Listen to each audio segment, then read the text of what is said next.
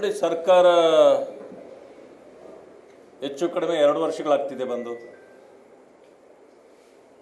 ನಾವು ಹೇಳಿದ ಮೊದಲ ಬಾರಿಗೆ ಅವರು ಎಲ್ಲ ಬೆಲೆ ಏರಿಕೆಗಳನ್ನು ನಾನು ವಿರೋಧ ಮಾಡ್ತೇನೆ, ನಮ್ಮ ಸರ್ಕಾರದಲ್ಲಿ ಯಾವ ಬೆಲೆ ಏರಿಕೆ ಮಾಡೋದಿಲ್ಲ ಅನ್ನೋ ಆಶ್ವಾಸನೆ ಕೊಟ್ಟಿದ್ದರು.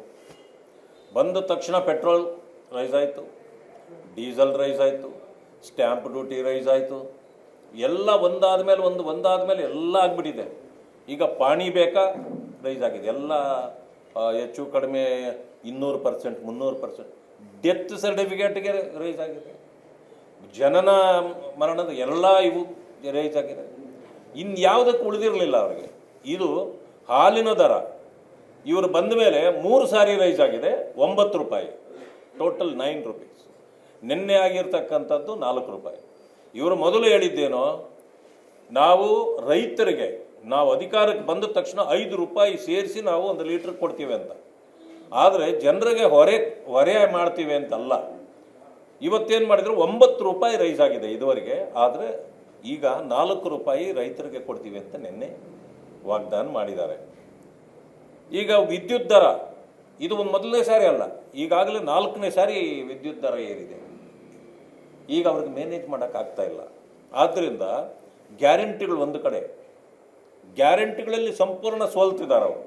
ಗ್ಯಾರಂಟಿ ಸಮಯಕ್ಕೆ ಯಾರಿಗೂ ಕೊಡ್ತಾ ಇಲ್ಲ. 3 ತಿಂಗಳು 4 ತಿಂಗಳು ಆದಮೇಲೆ ಒಂದೊಂದು ಸಾರಿ ಬರ್ತದೆ. 1 ತಿಂಗಳು ಬಂದ ತಕ್ಷಣವೇ 4 ತಿಂಗಳದ್ರಲ್ಲಿ 1 ತಿಂಗಳು ಬಂದ ತಕ್ಷಣವೇ ಜನ ಏನು ಅಂದ್ಕೊಳ್ತಾರೆ, ಏನೋ ಸರ್ಕಾರ ಕೊಡ್ತದೆ ಬಿಡೋ ಅಂತ ಸುಮ್ಮನೆ ಇರ್ತಾರೆ. ಆ 3 ತಿಂಗಳು ಬರೋದೇ ಇಲ್ಲ. ಆ ದುಡ್ಡು ಎಲ್ಲಿ ಹೋಗುತ್ತೆ ಗೊತ್ತಿಲ್ಲ. ಇಂಥ ಪರಿಸ್ಥಿತಿ ನನಗನ್ಸ್ತಕ್ಕಂಥದ್ದು, ಇವರು 5 ಗ್ಯಾರಂಟಿಗಳ ಹೆಸರು ಹೇಳ್ಕೊಂಡೇ 5 ವರ್ಷ ಕಳೆದು ಬಿಡ್ತಾರೆ. ಅವ್ರಿಗೆ ಗೊತ್ತಿದೆ ಇನ್ನೇನು ಮಾಡಿದ್ರು ಮುಂದಿನ ಸರ್ಕಾರ ನಮ್ಮದಲ್ಲ, ನಾವು ಹೆಂಗೋ ಸೋಲ್ತೀವಿ, BJP ಬರ್ತದೆ. ಇನ್ನೊಂದು ಸಾರಿಗೆ ನಮ್ಮನ್ನು ಮರ್ತೋಗ್ಬಿಟ್ಟಿರ್ತಾರೆ ಜನ. ನಾವು ಆವಾಗ ಏನೇ ಸುಳ್ಳು ಹೇಳಿದ್ರು ಕೇಳ್ತಾರೆ. ಈ ಪರಿಸ್ಥಿತಿಯನ್ನು ಇವತ್ತು ಕಾಂಗ್ರೆಸ್ ಸರ್ಕಾರ ಎದುರಿಸ್ತಾ ಇದೆ. ಇದಕ್ಕಿಂತ ಮಿಗಿಲಾಗಿ ಪರಿಶಿಷ್ಟ ಜಾತಿಗಳಿಗೆ 5 ಗ್ಯಾರಂಟಿ ತಲುಪಿಲ್ಲ. ಹೇಗೆ ಅಂದರೆ, ಗ್ಯಾರಂಟಿ ಕಾಕಾ ಪಾಟೀಲ್ಗೂ ಫ್ರೀ ಹೇಳಿದ್ದು, ಮಹದೇವಪ್ಪನಿಗೂ ಫ್ರೀ, ಮುಖ್ಯಮಂತ್ರಿಗಳು ಹೇಳಿದ್ದು ನನಗೂ ಫ್ರೀ, ನನ್ನ ಹೆಂಡತಿಗೂ ಫ್ರೀ ಅಂದರು. ಸರಿ, ನಿಮಗೂ ಫ್ರೀ, ನಿಮ್ಮ ಹೆಂಡತಿಗೂ ಫ್ರೀ ಸಿಕ್ಕಿದೆ, ಕಾಕಾ ಪಾಟೀಲ್ಗೂ ಫ್ರೀ ಸಿಕ್ಕಿದೆ, ಮಹದೇವಪ್ಪನಿಗೆ ಯಾಕಿಲ್ಲ?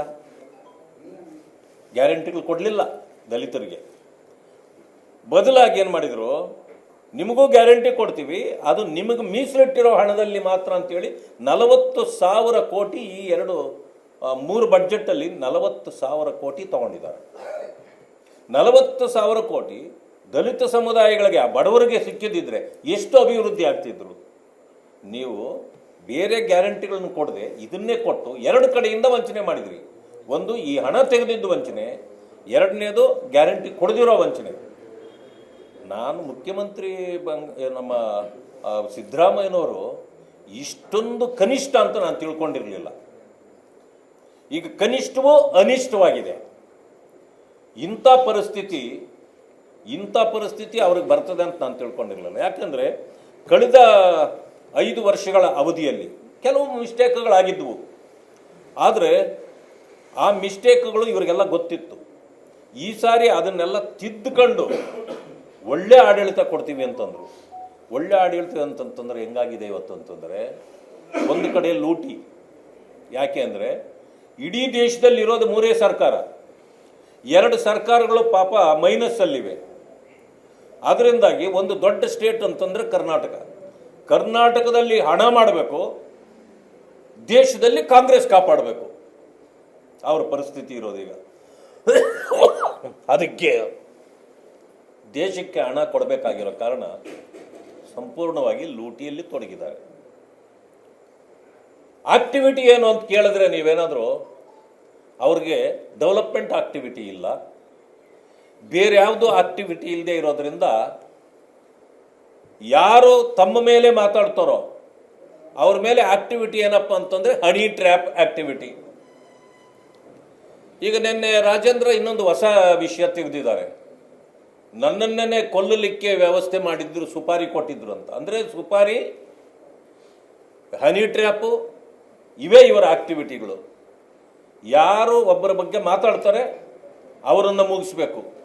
ಬೇರೆ ಪಕ್ಷದವ್ರ ಬಗ್ಗೆ ಇವಾಗ ಸಮಸ್ಯೆ ಇಲ್ಲ ಅವ್ರಿಗೆ, ತನ್ನ ಪಕ್ಷದವ್ರದೇ ಸಮಸ್ಯೆ.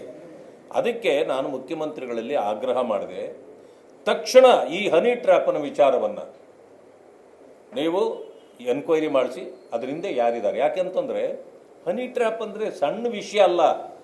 ಜನರಿಗೆ ಹನಿ ಟ್ರ್ಯಾಪ್ ಅಂದರೆ ಏನು ಅಂತ ನಮ್ಮ ಕನ್ನಡಿಗರಿಗೆ ಗೊತ್ತಿಲ್ಲ. ಇದು ವರ್ಡ್ ಹನಿ ಟ್ರ್ಯಾಪ್ ಅನ್ನೋದು ಇಂಗ್ಲೀಷ್ ಪದ. ಹನಿ ಅಂತಂದರೆ ಸಹಜವಾಗಿ ಜೇನು ತುಪ್ಪ ಅಂದ್ಕೊಳ್ತಾರೆ, ಇಷ್ಟೇ ಗೊತ್ತಿರೋದು ಜನರಿಗೆ. ಆದರೆ ಈಗ ಜನ ತಲೆ ಕೆಡಿಸ್ಕೊಳ್ತಾ ಇದ್ದಾರೆ, ಏನು ದಿನಾಡ್ ಹನಿ ಟ್ರ್ಯಾಪ್ ಅಂತಾರಲ್ಲ ಏನು ಅಂತ. ಇದನ್ನು ಅರ್ಥ ಕನ್ನಡದಲ್ಲಿ ಏನಾದರೂ ಉಳಿದ್ರೆ ಬಟ್ ಹೆಣ್ಮಕ್ಕಳು ಗುಡಿಸೋದನ್ನು ಎತ್ಕೊಂಡು ಬಂದು ನಮ್ಮ ಮುಂದೆ ನಿಂತ್ಕೋತಾರೆ.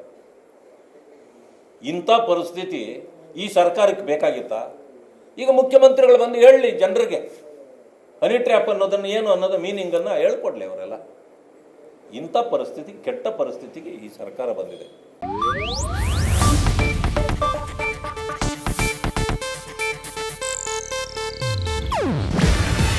ಇದು ಏಷ್ಯಾನೆಟ್ ನ್ಯೂಸ್ ನೆಟ್ವರ್ಕ್ ಪ್ರಸ್ತುತಿ. ನೀವು ನೋಡ್ತಿದ್ದೀರಾ ಏಷ್ಯಾನೆಟ್ ಸುವರ್ಣ ನ್ಯೂಸ್.